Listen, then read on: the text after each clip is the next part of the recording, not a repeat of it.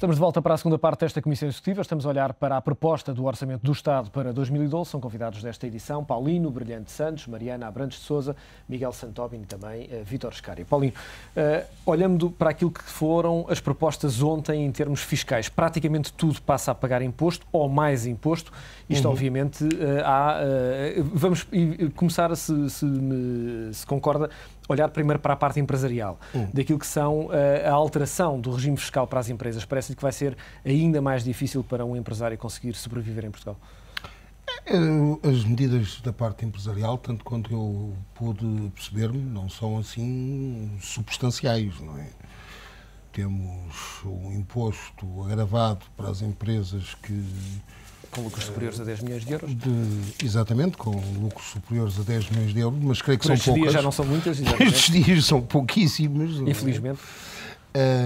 Temos uma novidade que me parece importante e até positiva para as empresas, que é a reposição do regime das mais-valias sobre as SCPS ou sobre as holdings, que era uma grave destruição fiscal ao regime dos grupos empresariais, que era injustificada e, aliás, era contrária a toda a norma fiscal europeia e que aparentemente irá ser reposta. Nós ainda não conhecemos também os contornos todos das medidas em pormenor, não é?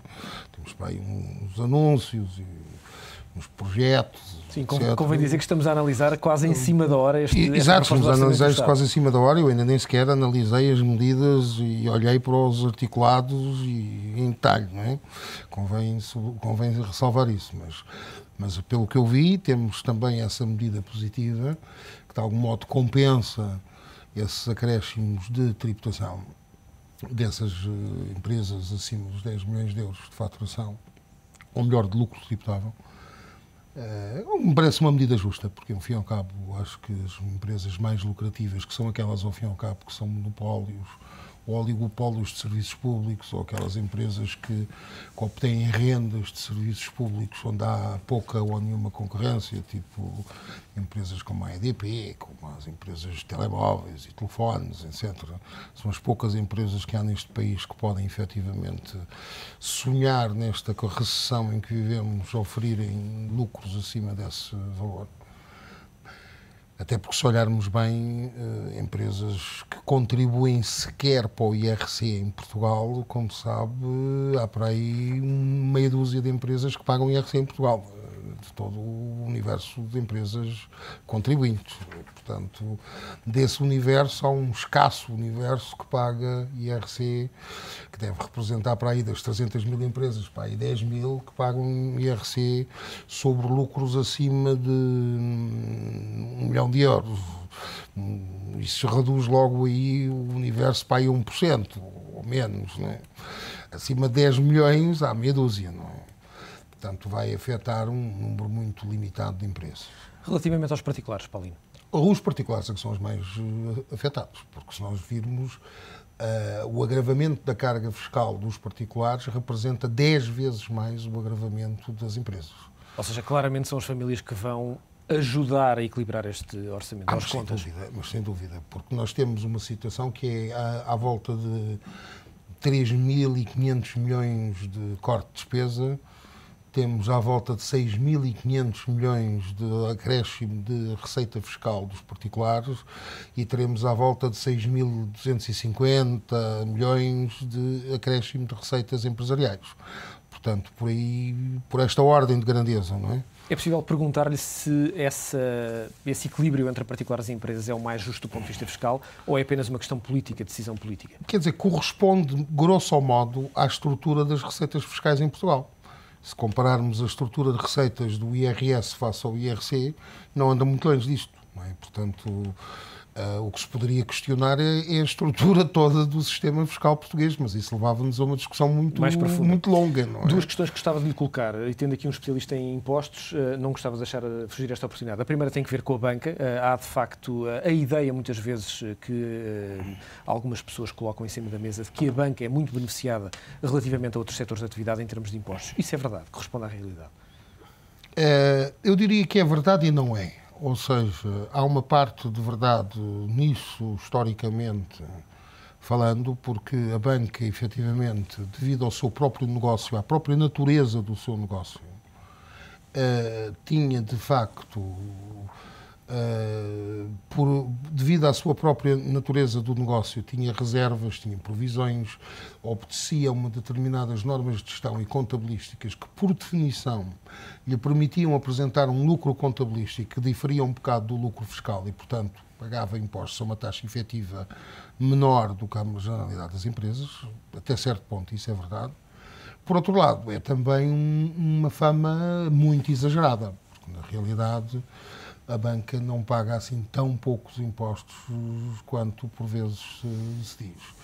Agora, o problema da banca é que, como a sua matéria-prima é o dinheiro, não é propriamente a produção de bens, nem a prestação de serviços, é sempre, obviamente, mais fácil determinado tipo de operações que nós consideramos de planeamento fiscal do que em empresas que produzem bens e serviços. E, portanto, admito perfeitamente que seja possível, em certas circunstâncias, determinado tipo de construções contabilísticas que permitam à banca poupar dinheiro de impostos ou, pelo menos, adiar o seu pagamento. Mas não é uma coisa que se possa considerar, como direi, apocalíptica, no sentido de que a banca é uma fonte de grande evasão fiscal. Não é. E posso-lhe também dizer que muitas vezes é injusto acusar a banca de não pagar impostos quando, se nós olharmos para as empresas cotadas na Bolsa, verificamos que os grandes pagadores de IRC, entre os grandes pagadores de IRC, ou seja, entre aquele pequeno núcleo de empresas que paga IRC efetivamente em Portugal, que é um núcleo, como digo, é um clube restrito, porque em Portugal o grupo de pagadores de IRC é um clube. E desse grupo fazem parte os bancos. E desse grupo de grandes pagadores de IRC, quem esteve ao longo destes anos todos à cabeça desse pequeno grupo, em volume de IRC entregue ao Estado, são os bancos. Paulino, uma última questão tem que ver com a questão dos offshores. Passam as transferências a ser tributadas em 30%. A questão aqui é uma medida efetiva, ou seja, ou o dinheiro pode passar para outras offshores sediadas noutros locais? Ou de facto não é possível fugir a este esquema de tributação? Fazendo-lhe uma pergunta mais direta, que é uma medida eficaz? Olha, em relação às offshores é assim, no dia em que se quiser acabar com os offshores é fácil, desde que se reintroduzam os mecanismos de controle de capitais. É fácil. Introduz-se um mecanismo de controle de capitais, preenche-se uma autorizaçãozinha de cada vez que se tenha que transferir um capital para aqui e para lá e acabam-se com os offshores. Agora, a grande questão é esta. Isso é prático, isso é execuível do ponto de vista de um mundo globalizado em que a transferência de capitais é hoje livre, em que os capitais hoje circulam à velocidade da luz por todo o mundo em busca das melhores aplicações. Eu acho que é execuível se for feito pelo menos ao nível de um espaço alargado, ao nível de um espaço económico alargado, por exemplo, ao nível de um espaço como a União Europeia. Agora, se me perguntar se é execuível ao nível de um espaço como Portugal, isso implicaria uma burocracia de tal ordem e implicaria restrições de tal ordem aos investidores, quer aos investidores portugueses, quer aos investidores estrangeiros que nós gostaríamos que atrair para Portugal, que isso seria voltar àquele sistema que eu ainda me lembro no início da minha carreira como advogado, há 25 anos atrás, em que, por exemplo, as nossas principais preocupações quando vinha um investidor estrangeiro era ir a um determinado instituto, que é uma espécie de antepassado remoto do atual AICEP, e fazer uns pedidos e uns formulários e umas coisas complicadíssimas para que o investidor estrangeiro obtivesse a magna autorização para poder ser investidor estrangeiro em Portugal, que era um processo, que era uma via sacra burocrática complicadíssima. Isso de facto não é o que se pretende para estes dias. Mariana Abrantes de Sousa, quando olhamos para ontem para a declaração do ministro Vítor Gaspar, percebemos que o chamado desvio colossal vai aumentando. Digamos, perspectiva, desvio colossal. Há a perspectiva, ou poderemos acreditar que vão ser descobertos novos buracos, novas situações que não estavam devidamente contabilizadas, se assim posso dizer? Eu acho que essa é a grande questão, porque eu acho que não devemos subestimar o déficit de credibilidade. Nós temos diversos déficits e provavelmente o déficit mais caro neste momento é o déficit de credibilidade. Porque aquela cega-rega da Madeira, de um buraco adicional todos os dias, de descobrir que as empresas não faturavam porque tinham que liquidar IVA, etc. Todas essas práticas eu acho que caem muito mal. E uma das coisas que é muito importante, e eu acho que o Ministro fez questão de focar, de que vai procurar, de que isto é um orçamento também para investidor ver, para as agências de rating verem. E, portanto, o relatório do orçamento tem agora um capítulo que não teve no passado, que é um capítulo de riscos fiscais, ainda é muito incipiente. Eu acho que os riscos fiscais que estão apontados lá ainda são assim uma primeira abordagem, mas é provável que, por exemplo, eles dizem que não tem mais, que não há mais buracos ou que não há grandes riscos adicionais nas PPPs.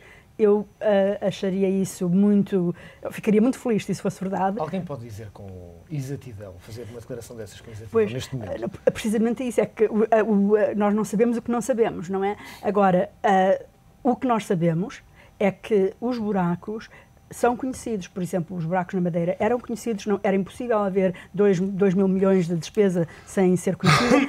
Nas empresas públicas os buracos eram subejamente conhecidos e acompanhados, foram alertados. A DGTF fez um bocadinho vista grossa. Eu acho que o Ministério das Finanças teve algumas falhas nisso.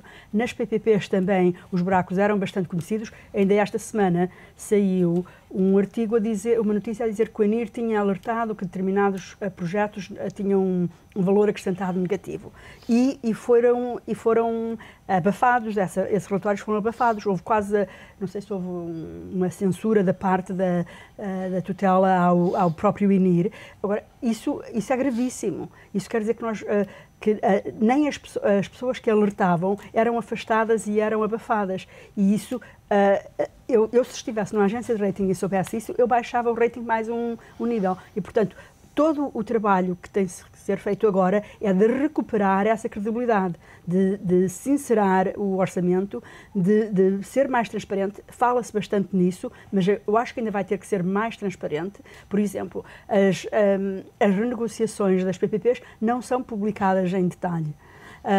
Os próprios dados das empresas públicas não são publicados em detalhe, no detalhe que é suficiente, que é necessário, e não são controladas de uma forma que devemos controlar as despesas que tocam ao contribuinte, que é com os mecanismos da DGO de ter uma restrição orçamental eficaz. E isso vai ter que ser feito.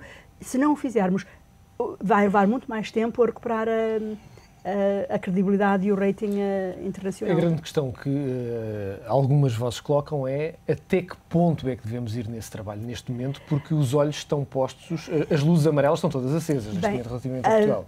Sim, pois é. Há uma teoria de máxima transparência versus eu acho que máxima eficiência com os mercados. Eu, assim, tipo de dona de casa, eu acho que nós temos que olhar para o tapete.